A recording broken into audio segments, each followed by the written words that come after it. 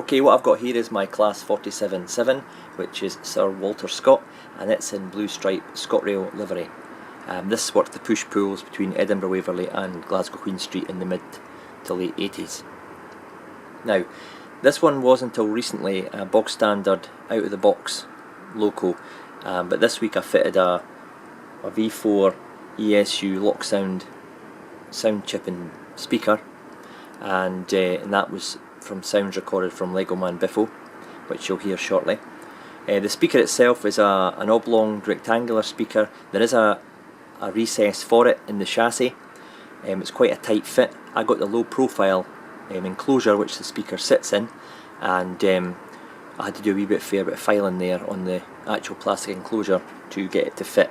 There was also a lot of wires around about the place going from the PCB circuit board to the head and tail lights, so they had to be kind of taped down underneath where the speaker now sits.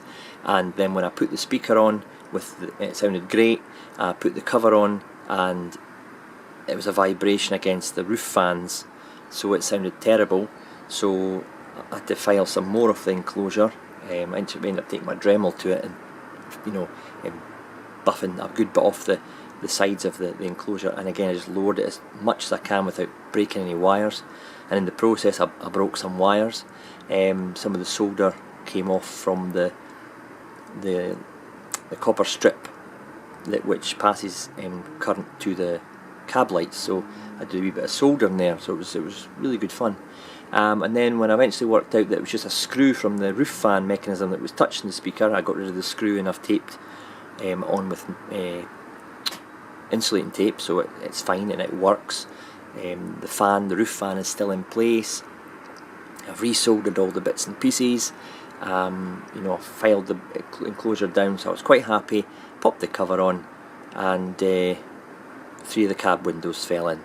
So off the cover came again, and I had to replace some of the cab windows at the number 2 end, just using a bit of glue and glaze to hold the plastic canopies on, as you could push them in with your finger if you didn't glue them, so a tiny bit of glue wouldn't notice.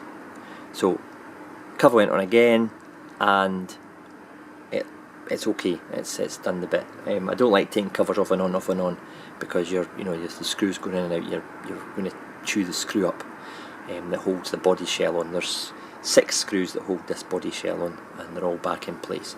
So that's my trials and tribulations. It's my first time that I've actually fitted a Class 47 with sound. That joins my 26 in the fleet, my Deltix, my APTE, and my Union of South Africa. So I think that takes my sound locos up to 7 now. Will I be trying it again anytime soon? No. It took me about 4 hours in total, off and on, to try and get this thing sounding right, and then going back together again.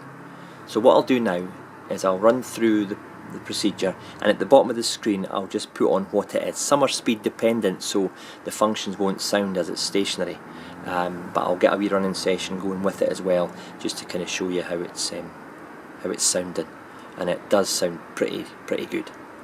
Short of drilling the fuel tanks out and putting speakers at the bottom under the body, it was the best I was going to be able to do with the oblong, I think it's 20 by 40 millimeters rectangular speaker, and it cost me £113 all in with the lower enclosure, which is supplied by Legomanbiffo at DC Kits. So without further ado, I'll start her up, and I'll, as I say, put the stuff at the bottom of the screen as to what sound is what.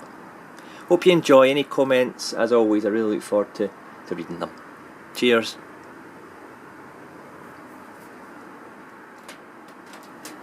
Now you'll see with the lights, as I change direction, they don't just go off, they have a kind of a slight fade. This is a feature that's supplied with the chip, so I'll just show you that just now.